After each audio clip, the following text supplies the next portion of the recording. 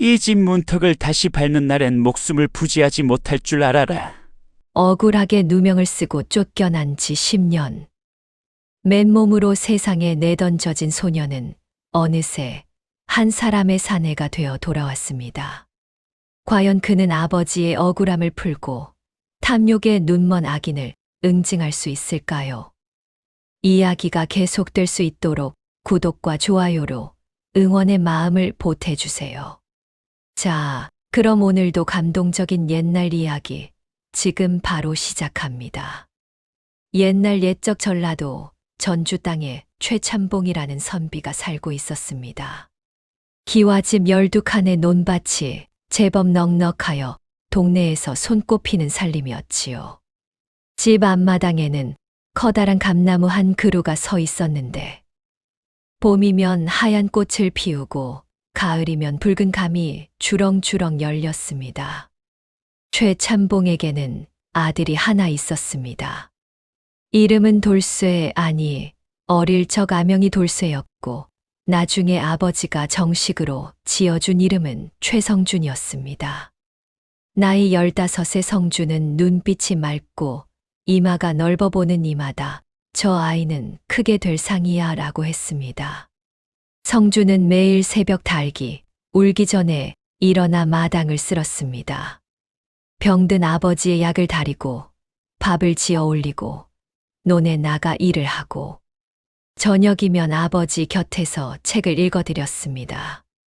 동네 사람들은 성준을 볼 때마다 혀를 찼습니다. 세상에 저런 효자가 또 어디 있겠어. 참봉 어른이 저런 아들을 두셨으니 전생에 복을 많이 쌓으셨나 봐. 그러나 하늘은 이 부자에게 시련을 준비하고 있었습니다. 최참봉의 병은 날이 갈수록 깊어만 갔고 집안 사정은 조금씩 기울어 가고 있었습니다. 그리고 그 틈을 노리는 자가 있었으니 바로 최참봉의 동생 최참봉의 집에서 2마장 떨어진 곳에 사는 최별감이었습니다. 어느 가을날 저녁이었습니다. 성준이 아버지의 방에 약을 올리고 나오려는데 아버지가 가느다란 손으로 성준의 손목을 붙잡았습니다. 성준아. 예, 아버지. 앉아라. 성준은 아버지 곁에 무릎을 꿇고 앉았습니다. 방 안에는 약 냄새와 함께 가을 저녁의 서늘한 바람이 스며들었습니다. 최참봉은 천장을 바라보며 한참 말이 없다가 입을 열었습니다. 사람의 가치는 가진 것으로 정해지는 것이 아니란다. 예. 재산도 땅도 집도 다 사라질 수 있어. 하지만 사람 안에 있는 것, 그것만은 아무도 빼앗아 가지 못하느니라. 성준은 고개를 갸웃했습니다. 아버지가 무슨 말씀을 하시려는 것인지 짐작이 가지 않았습니다. 사람 안에 있는 것이라 하심은 무엇을 말씀하시는 것이옵니까? 곧게 살아가는 마음이지. 억울한 일을 당해도 원망하지 않고 어려운 때에도 사람의 도리를 잃지 않는 것. 그것이 진짜 재산이니라. 명심하겠습니다, 아버지. 성준은 고개를 깊이 숙였습니다. 하지만 그 말이 얼마나 무거운 말인지 15의 성준은 아직 알지 못했습니다. 최참봉은 성준의 머리를 가만히 쓰다듬었습니다. 내가 어떤 일을 당하더라도 아비는 하늘에서 지켜볼 것이다. 그 말이 무슨 뜻인지 성준은 그날 밤 내내 생각했습니다. 그리고 사흘 뒤 성준은 그 말의 뜻을 가슴으로 깨닫게 됩니다. 최참봉이 병석에 누운 지 벌써 2해가 지나 있었습니다. 처음에는 기침이 잦더니 나중에는 밥도 제대로 넘기지 못할 지경이 되었습니다. 성준은 돈이 될 만한 것은 모두 팔아 약을 샀습니다. 비단 두루마기도 팔고 어머니가 남기고 가는 비녀도 팔고 마지막에는 논 한 마지기까지 내놓았습니다. 그래도 아버지의 병은 낫지 않았습니다. 한편 최별감은 형의 집을 자주 드나들었습니다. 겉으로는 병문안이었지만 그의 눈은 항상 집 안을 훑었습니다. 마당의 감나무를 보고 곳간 자물쇠를 보고 문서 상자가 놓인 방을 보았습니다. 최별감은 나이 40에 슬하의 아들만 셋이었습니다. 하나같이 아비를 닮아 눈빛이 탁하고 입이 험했습니다. 큰아들 재만, 둘째 재길, 셋째 재복. 셋 다 공부는 않고 동네 장터에서 빈둥거리기 일쑤였습니다. 어느 날 최별감이 성준을 불러 앉혔습니다. 성준아, 내 아버지 병환이 깊으시구나. 예, 삼촌. 걱정이 태산입니다. 내가 한양에 있는 용한 의원을 안다. 하지만 그 의원은 약값이 만만찮지. 성준의 눈이 빛났습니다. 삼촌, 그 의원을 불러주실 수 있겠습니까? 그러려면 돈이 필요한데. 내 아버지 논밭 문서 중 아랫마을 것을 나한테 잡혀두면 내가 돈을 마련해보마. 성준은 잠시 망설였습니다. 하지만 아버지를 살릴 수 있다면 무엇인들 못하겠습니까? 알겠습니다, 삼촌. 그러나 최별감이 데려온 의원은 용한 의원이 아니었습니다. 동네 주막에서 술이나 마시던 돌팔이었지요. 그 돌팔이가 지어준 약을 먹은 뒤로 최참봉의 병은 오히려 더 깊어졌습니다. 뒤늦게 이 사실을 안 성준은 삼촌에게 달려갔습니다. 삼촌, 그 의원은 돌팔이었습니다. 아버지가 더 위중해지셨습니다. 최별감은 눈썹 하나 까딱하지 않았습니다. 내가 어찌 알겠느냐. 나도 속은 것이다. 하지만 논 문서는 잡혀둔 것은 잡혀둔 것이야. 약값으로 쓴 돈은 내 돈 아니냐. 성준은 이를 악물었습니다. 그 순간 삼촌의 눈빛이 차갑게 빛나는 것을 보았습니다. 그리고 성준은 깨달았습니다. 삼촌은 처음부터 아버지를 살릴 생각이 없었다는 것을. 그로부터 보름 후 최참봉은 끝내 눈을 감았습니다. 성준은 사흘 밤낮이 울었습니다. 초상을 치르는 내내 최별감은 상주 노릇을 하며 조문객들을 맞았습니다. 마치 자기가 집의 주인인 양 이것저것 지시를 내렸습니다. 장례가 끝나고 사흘째 되던 날 아침이었습니다. 성준이 아버지 방을 정리하고 있는데 갑자기 최별감이 재만, 재길, 재복을 데리고 들이닥쳤습니다. 성준아. 예, 삼촌. 이 집은 이제 내 것이다. 성준은 손에 들고 있던 아버지의 책을 떨어뜨렸습니다. 무슨 말씀이십니까? 내 아버지가 생전에 문서를 써놓았다.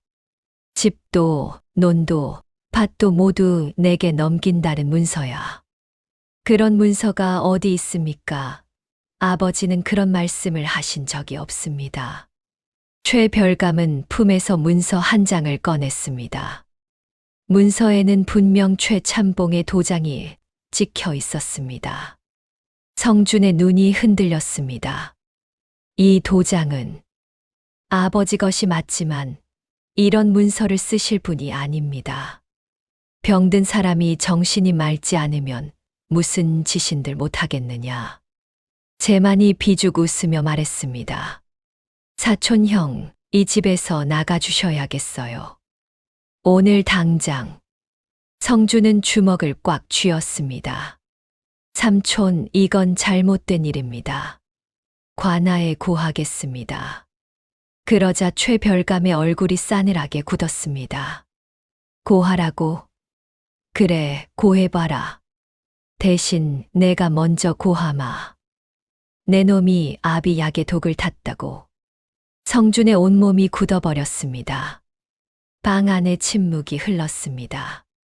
최별감이 낮은 목소리로 말을 이었습니다.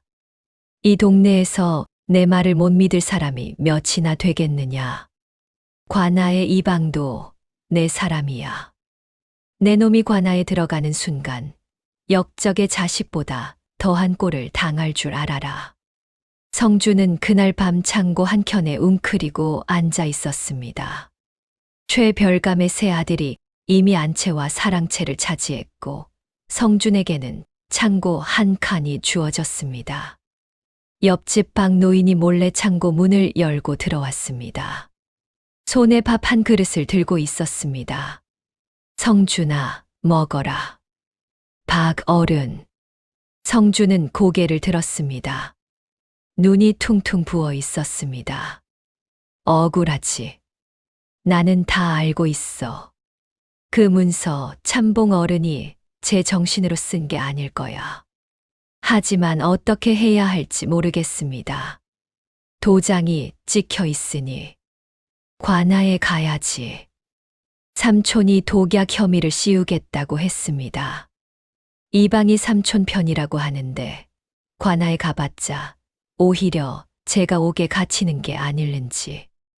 박 노인은 한숨을 내쉬었습니다. 그 별감이 이방과 한통속이라는 말은 나도 들었어. 지금 고을원님도 워낙 탐욕스러운 자라 별감이 매물만 쓰면 어찌 될지 모르고. 그럼 어떻게 해야 합니까? 한양에 가거라. 성준이 눈을 들었습니다. 한양에 가서 사헌부에 고하는 것이 어떻겠느냐. 지방관아는 이미 손을 쓴 것 같으니 위로 올라가는 수밖에. 하지만 저는 한양에 연줄이 하나도 없습니다. 아는 사람도 없고 돈도 없고. 그래서 더 가야 하는 거야. 성주는 무릎 위에 놓인 두 손을 내려다보았습니다. 아버지가 마지막으로 하신 말씀이 귓가에 맴돌았습니다. 억울한 일을 당해도 원망하지 않고 어려운 때에도 사람의 도리를 잃지 않는 것. 그때 문이 거칠게 열렸습니다. 제 맘이었습니다. 아직 안 나갔어. 어르신이 내일 아침까지 나가지 않으면 포조를 부르겠다고 하셨어. 박 노인이 버럭 소리를 질렀습니다. 이놈아, 어른한테 말버릇이 그게 뭐냐? 에이, 상관없는 어른은 빠져주시죠. 제만은 비웃음을 날리고 문을 쾅 닫았습니다. 박 노인은 치를 떨며 성준의 손을 잡았습니다. 성준아, 내가 노잣돈 조금 마련해 줄게. 한양 가는 길에 쓰거라. 박 어른, 그러실 필요 없습니다. 필요 없긴 받아라. 그리고 절대 포기하지 마라. 하늘이 무심하지 않으면 반드시 내 아버지의 억울함이 풀릴 날이 올 게야. 성주는 눈물을 꾹 참았습니다. 그리고 그날 밤 아버지의 제삿밥 한 그릇을 마당 감나무 아래에 올려놓고 절을 했습니다. 아버지, 지켜봐 주십시오. 이튿날 새벽 동이 트기도 전이었습니다. 성주는 낡은 보따리 하나를 등에 메고 대문 앞에 섰습니다. 박 노인이 쥐어준 엽전 20잎이 전부였습니다. 최별감이 대문 앞에 버티고 서 있었습니다. 잘 생각했다. 조용히 나가는 것이 내 목숨에 이로울 거야. 성주는 최별감을 똑바로 바라보았습니다. 그 눈빛에 최별감이 잠시 움찔했습니다. 삼촌, 왜? 반드시 돌아오겠습니다. 최별감이 코웃음을 쳤습니다. 돌아와서 뭘 어쩌겠다는 게야. 이 집은 이미 내 것인데. 이 집이 아니라 아버지의 억울함을 풀러 돌아오겠습니다. 하늘이 살아있다면 그날이 반드시 오고야 말 것입니다. 성주는 고개를 숙이지 않았습니다. 그리고 천천히 발걸음을 옮겼습니다. 대문 밖을 나서는 순간 뒤에서 제만의 웃음소리가 들렸습니다. 하하, 잘 가시오, 사촌형. 성주는 뒤돌아보지 않았습니다. 두 눈에 눈물이 맺혔지만 흘리지 않았습니다. 아버지가 심어준 감나무의 붉은 감들이 새벽빛 속에서 흔들렸습니다. 그것이 성준이 본 고향의 마지막 모습이었습니다. 한양까지는 걸어서 열흘 길이었습니다. 성준은 먹을 것을 아끼느라 하루에 한 끼씩만 먹었습니다. 비가 오면 처마 밑에서 밤을 보내고 날이 맑으면 길을 걸었습니다. 닷새쯤 지났을 때였습니다. 충청도 어느 주막 마을 어귀에서 성준은 쓰러질 뻔했습니다. 며칠을 굶다시피 한 데다 빗속을 걸어온 탓에 몸에 열이 올랐습니다. 그때 누군가 성준의 팔을 붙들었습니다. 이보게, 괜찮은가? 고개를 들어보니 흰 수염이 텁수룩한 노인이었습니다. 허름한 옷을 입었지만 눈빛이 맑고 깊었습니다. 이름은 윤진사라 했습니다. 윤진사는 성준을 자신이 묵는 주막방으로 데려갔습니다. 따뜻한 죽을 먹이고 젖은 옷을 갈아입히고 이틀 동안 간호해 주었습니다. 성준이 정신을 차리고 눈을 뜨자 윤진사가 물었습니다. 어디서 오는 길인가? 전라도 전주에서 왔습니다. 혼자서 어린 나이에 어디 가는 게야? 한양에 갑니다. 억울한 일이 있어서요. 윤진사는 한동안 성준을 바라보다가 말했습니다. 이야기해보게. 성준은 처음으로 모든 것을 털어놓았습니다. 아버지의 병, 삼촌의 음모, 위조 문서, 독약 혐의.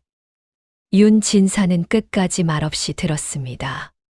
이야기가 끝나자 윤진사가 조용히 말했습니다. 원망이 되겠지.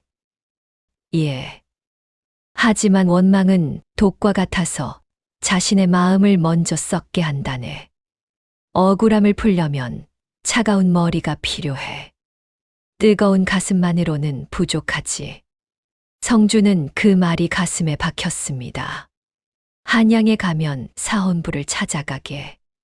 내가 편지 한 통을 써줄 테니 직관 벼슬을 하는 내 제자를 찾아가게. 도움이 될 것일세. 어른, 어찌 이런 은혜를. 자네 눈빛을 보게. 저 눈빛이 거짓을 품은 사람의 것이 아닐세. 하늘은 곧게 사는 사람을 외면하지 않아. 윤진사는 편지 한 통과 노잣돈을 쥐어 주었습니다. 성준은 땅에 엎드려 절을 올렸습니다. 한양에 도착한 성준은 윤진사의 제자인 오지관을 찾아갔습니다. 오지관은 사헌부에 드나드는 인물이었습니다. 편지를 읽은 오지관은 성준을 찬찬히 살피더니 말했습니다. 선생님이 보내셨으니 헛된 일은 아닐게야. 하지만 문서 위조를 증명하려면 증거가 필요해. 말만으로는 안 돼. 어떤 증거가 필요합니까? 위조 문서라는 것을 입증할 수 있는 다른 문서 또는 그 현장을 목격한 증인. 성준은 생각에 잠겼습니다. 아버지가 병들기 전에 쓴 문서가 있었습니다. 토지 매매 문서, 소작 계약서 등 아버지의 친필이 담긴 것들이 있었는데 모두 삼촌이 가져갔습니다. 하지만 한 가지가 있었습니다. 아버지가 성준의 서당 수업료로 훈장에게 낸 문서. 거기에도 아버지의 친필과 도장이 찍혀 있었습니다. 훈장님이 가지고 계실 겁니다. 오 지관이 고개를 끄덕였습니다. 증거 문서를 가져오게. 두 문서의 필체와 도장을 비교하면 위조 여부를 가릴 수 있을 게야. 그리고 증인도 구해야 해.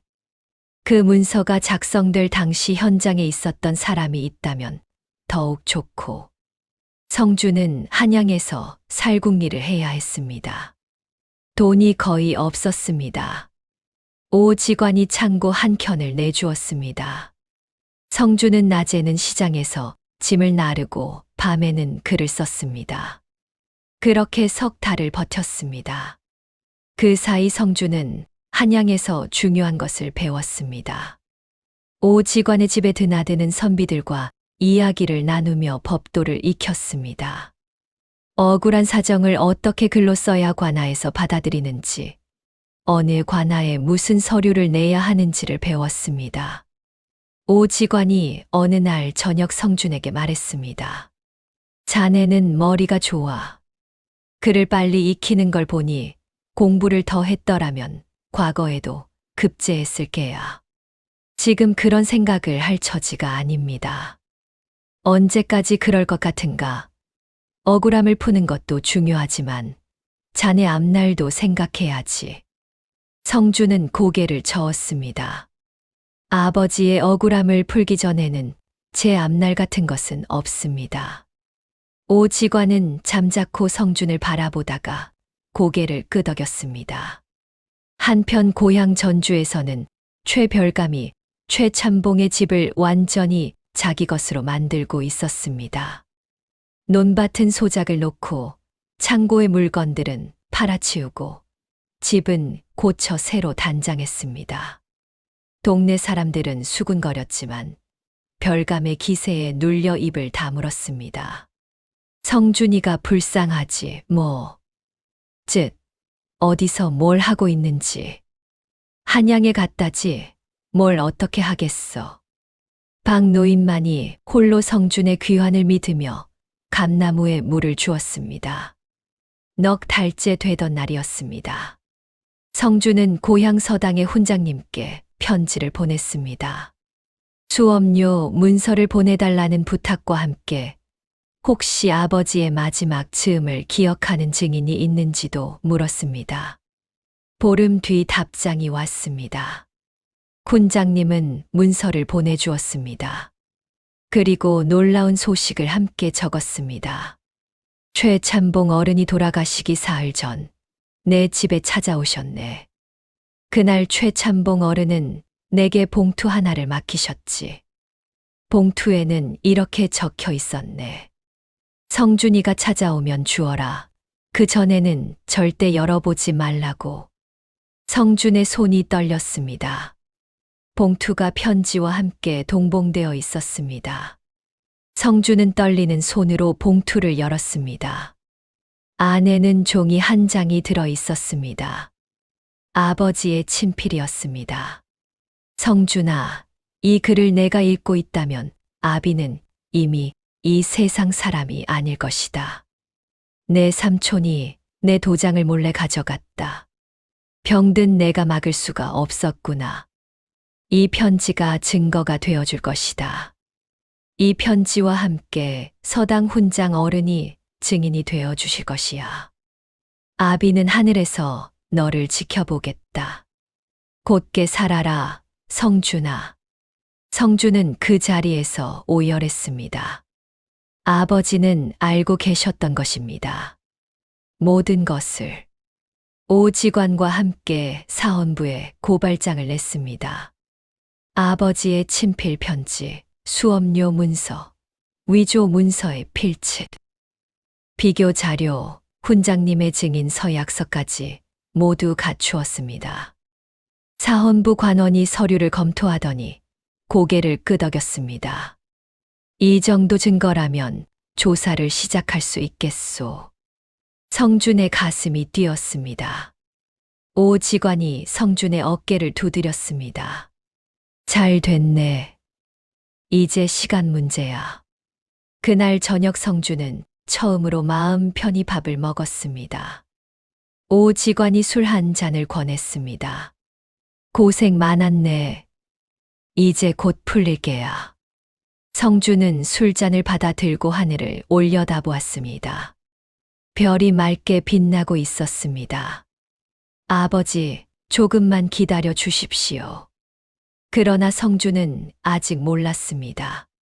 최별감이 가만히 앉아 있을 리 없다는 것을. 사헌부의 조사가 시작되었다는 소문은 생각보다 빠르게 전주까지 흘러갔습니다. 최별감은 소식을 듣자마자 한양으로 달려 올라왔습니다. 최별감은 이방 출신의 아는 사람을 통해 사헌부 서리에게 뇌물을 건넸습니다. 그 고발장을 없애주게. 무엇이든 원하는 것을 주겠네. 서리는 처음에 고개를 저었습니다. 하지만 은자 열량을 보자 눈빛이 흔들렸습니다. 최별감이 다시 20냥을 더 얹었습니다. 며칠 후 사헌부에서 성준에게 통보가 왔습니다. 증거 불충분으로 조사를 보류하겠소. 성준은 믿을 수가 없었습니다. 어찌 증거가 불충분합니까? 친필 편지와 증인까지 있는데.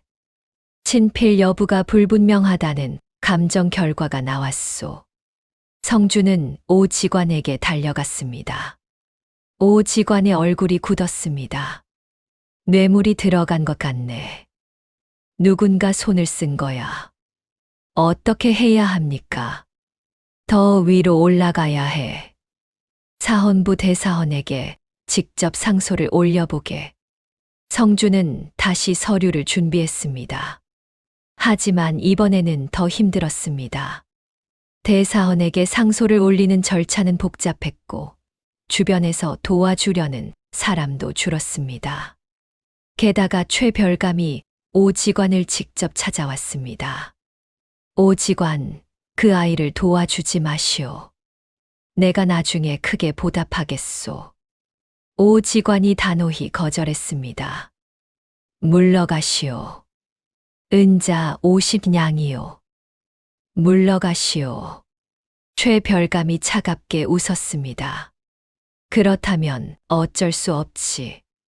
오지관, 당신 집안에 과거 시험 부정이 있었다는 소문을 들었는데 그것이 사실이라면 꽤 곤란해지겠지요? 오지관의 얼굴이 창백해졌습니다. 그날 밤 오지관이 성준을 불렀습니다. 자네, 미안하네. 어른, 나는 더 이상 자네를 도울 수가 없게 됐어. 성준은 오지관의 눈을 바라보았습니다. 오지관은 고개를 들지 못했습니다. 알겠습니다. 지금까지 해주신 것만으로도 충분합니다. 정말 미안하네, 성준. 성준은 그날 밤 오지관의 집에서 나왔습니다. 한양에서 기댈 곳이 사라진 것입니다. 설상가상으로 최별감은 한양의 포도청에도 손을 썼습니다. 성준이라는 자가 사기꾼이요. 죽은 아버지 명의를 도용하여 재산을 가로채려는 자요. 포도청 관원이 성준을 잡으러 오지관의 집으로 왔지만 성준은 이미 없었습니다. 성준은 한양의 뒷골목을 전전했습니다. 낮에는 숨어 있고 밤에만 다녔습니다. 먹을 것도 없고 돈도 없었습니다. 비가 오는 날 처마 밑에서 웅크리고 있는데 지나가던 아이들이 손가락질을 했습니다. 저기 거지 아저씨 있다. 성준은 처마 벽에 등을 기대고 하늘을 바라보았습니다. 빗속에 흰 구름 한 조각이 흘러갔습니다. 아버지, 저는 어떻게 해야 합니까? 며칠 후였습니다. 성준은 포도청 관원에게 붙잡혔습니다. 내가 최성준이냐? 예. 사기 혐의로 잡아간다. 성준은 포도청 옥에 갇혔습니다. 차갑고 축축한 방 안에 홀로 앉아 있었습니다. 그때 문이 열리더니 최별감이 들어왔습니다. 뒤에 제만을 데리고 있었습니다. 최별감은 성준 앞에 쪼그리고 앉아 낮은 목소리로 말했습니다. 이제 됐지. 포기해라. 모든 것을 포기한다는 서약서에 도장을 찍어라. 그러면 여기서 내보내주마. 삼촌의 죄를 눈감아 달라는 것입니까? 좋게 말할 때 들어. 성준은 고개를 들었습니다. 최별감의 눈이 차가웠습니다. 내 아버지 죽음에 대해서도 내가 손을 쓰기 전에 그냥 포기해. 성준의 눈이 흔들렸습니다. 아버지의 죽음에 삼촌이 관여했다는 말인가? 그 말이 사실이라면 도장을 찍겠느냐 아니면 여기서 썩겠느냐? 성준은 눈을 감았습니다. 모든 것이 끝난 것만 같았습니다. 한양에 아는 사람도 없고 돈도 없고 증거는 뇌물로 묻혔고 오직원도 떠났습니다. 이대로 도장을 찍으면 살 수 있습니다. 성준의 손이 천천히 움직였습니다. 그 순간이었습니다. 성준의 손이 멈췄습니다.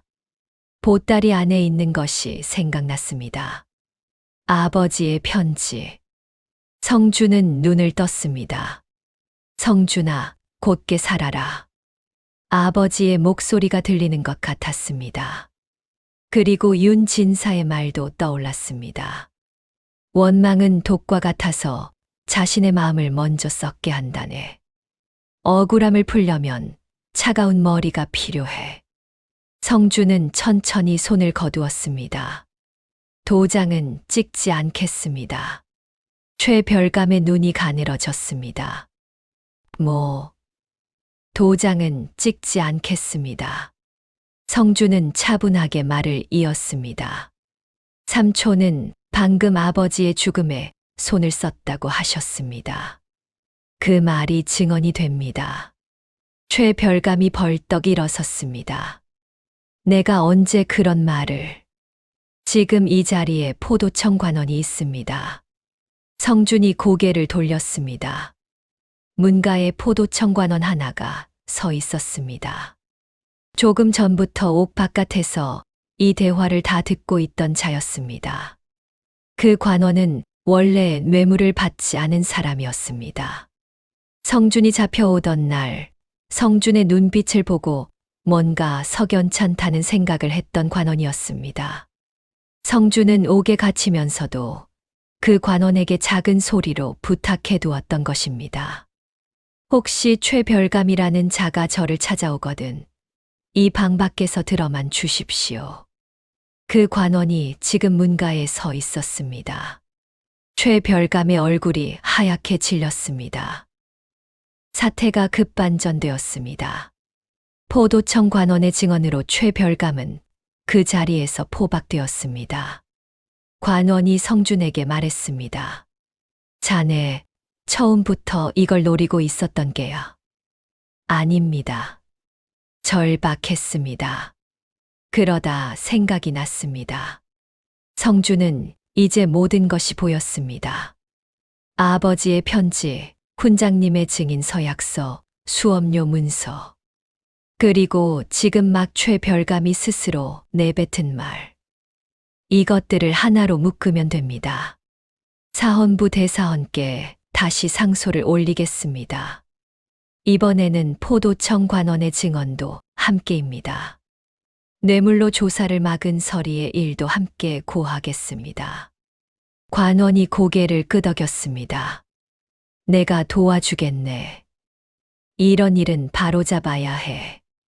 성준은 깊이 고개를 숙였습니다. 그리고 마음속으로 말했습니다. 아버지, 이제 시작입니다. 상소는 사헌부 대사헌에게 직접 전달되었습니다. 대사헌은 문서들을 꼼꼼히 검토했습니다. 위조 문서와 아버지의 친필 편지를 나란히 놓고 필체 감정을 다시 했습니다. 결과는 분명했습니다. 위조 문서의 글씨는 최참봉의 것이 아니었습니다. 병든 사람의 글씨가 아니라 건강한 사람이 흉내낸 글씨였습니다. 이것은 명백한 위조입니다. 대사헌이 선언하자 옆에 앉아있던 최별감이 펄쩍 뛰었습니다. 아닙니다. 형님이 직접 쓰신 것입니다. 저는 아무것도 모릅니다. 대사헌이 차갑게 물었습니다. 그렇다면 방금 옥에서 한 말은 무엇이오? 죽음에 손을 썼다고 한 말은? 최별감의 얼굴이 굳었습니다. 그건 협박이었습니다. 빨리 포기하라고 겁준 것뿐이지 실제로 그런 것이 아닙니다. 포도청 관원의 증언이 있소. 제만이 끼어들었습니다. 저희 아버지는 잘못이 없습니다. 이 성준이라는 자가 아버지를 모함하는 것입니다. 그때 뜻밖의 인물이 신문장에 들어섰습니다. 훈장님이었습니다. 한양까지 직접 올라온 것이었습니다. 군장님이 대사원 앞에 무릎을 꿇었습니다. 소인이 증언하겠습니다. 최참봉 어른이 돌아가시기 4일 전에 소인을 찾아오셨습니다. 그날 어른의 말씀과 봉투를 소인이 직접 받았습니다. 최참봉 어른은 분명히 말씀하셨습니다. 동생이 내 도장을 훔쳐갔다고. 신문장이 술렁였습니다. 최별감의 아들 재길이 갑자기 엎드렸습니다. 소인이 아뢰겠습니다. 소인의 아버지가 도장을 훔쳐온 것을 소인이 직접 보았습니다. 재만이 동생을 잡아챘습니다. 이 배신자 같은 놈. 형님, 이건 너무 심한 일이요. 여기서 더 가면 우리가 다 죽습니다. 신문장은 순식간에 아수라장이 됩니다. 최별감이 고함을 쳤습니다. 재길이 이놈, 제 애비를 파는 놈이 있느냐? 대사헌이 탁자를 내리쳤습니다. 조용히 하시오. 천둥 같은 호통에 신문장이 일순 고요해졌습니다. 대사헌이 천천히 입을 열었습니다. 최별감의 죄상은 분명하오. 첫째, 형의 도장을 훔쳐 재산 문서를 위조하였소. 둘째, 관원에게 뇌물을 주어 조사를 방해하였소. 셋째, 질병에 있는 형의 치료를 방해하였소. 이것은 사람의 도리를 저버린 것이자 나라의 법을 어긴 것이요. 최별감이 바닥에 엎드렸습니다. 한 번만 용서해 주십시오. 한 번만요. 최별감에게 장 100대와 재산 몰수, 관노 3년을 명하오. 형벌이 집행되던 날, 최별감은 장 100대를 맞았습니다. 집행이 끝났을 때 최별감은 스스로 일어서지 못했습니다. 재만과 재복은 겁에 질려 달아났습니다. 재길은 스스로 관아에 자수했습니다. 몰수된 재산 중에서 최참봉의 집과 논밭은 성준에게 돌아왔습니다. 그로부터 보름 후 최별감은 재산을 모두 빼앗기고 고향에서 쫓겨났습니다. 전주 장터에 나타난 최별감은 해진 옷에 맨발이었습니다. 지나가는 사람들에게 손을 내밀었습니다. 한 푼만 주시오. 배가 고픕니다. 하지만 아무도 동전 하나 주지 않았습니다. 탐욕의 눈이 멀어 형의 재산을 빼앗고 조카를 거리에 내쫓은 자의 말로였습니다. 세월이 흘렀습니다. 어느덧 3년이 지났습니다. 전주 최참봉의 집 앞마당에 감나무가 서 있었습니다. 올해도 붉은 감이 주렁주렁 열렸습니다. 집 안에서 글 읽는 소리가 들렸습니다. 사랑채에서 성준이 책을 읽고 있었습니다. 옆집 방 노인이 담장 너머로 고개를 내밀었습니다. 성준아, 밥은 먹었느냐? 예, 박 어른. 오늘 감 좀 따서 가져다 드리겠습니다. 하하, 그래라. 성준의 곁에는 아내가 있었습니다. 오 직관이 중매를 섰습니다. 마음 따뜻한 처자였습니다. 그리고 마당 한켠에는 작은 비석이 하나 세워져 있었습니다. 최참봉의 억울함을 밝힌다는 내용이 새겨진 비석이었습니다. 대사헌이 직접 내려보낸 명예회복의 증서도 함께 있었습니다. 성준은 저녁이 되면 감나무 아래 앉아 하늘을 바라보곤 했습니다. 별이 맑은 밤이면 아버지 생각이 났습니다. 아버지, 이제 편히 쉬십시오. 감나무 잎이 바람에 흔들렸습니다. 마치 아버지가 고개를 끄덕이는 것 같았습니다. 탐욕을 심으면 배신을 거두고 정직을 심으면 복을 거두는 법입니다. 최별감은 형의 재산을 빼앗으려다 자식에게도 버림받고 거리에 나앉았습니다. 하지만 성준은 모든 것을 잃었던 그 자리에서도 아버지의 말씀을 붙들었습니다. 사람의 가치는 가진 것이 아니라 살아가는 방식에 있다고 했습니다. 어떤 시련 앞에서도 곧게 서는 것. 그것이 아무도 빼앗아 가지 못하는 진짜 재산이었습니다. 다음 영상을 빠르게 만나보시려면 좋아요와 구독을 눌러주세요. 그럼 모두 행복한 하루 보내세요. 감사합니다.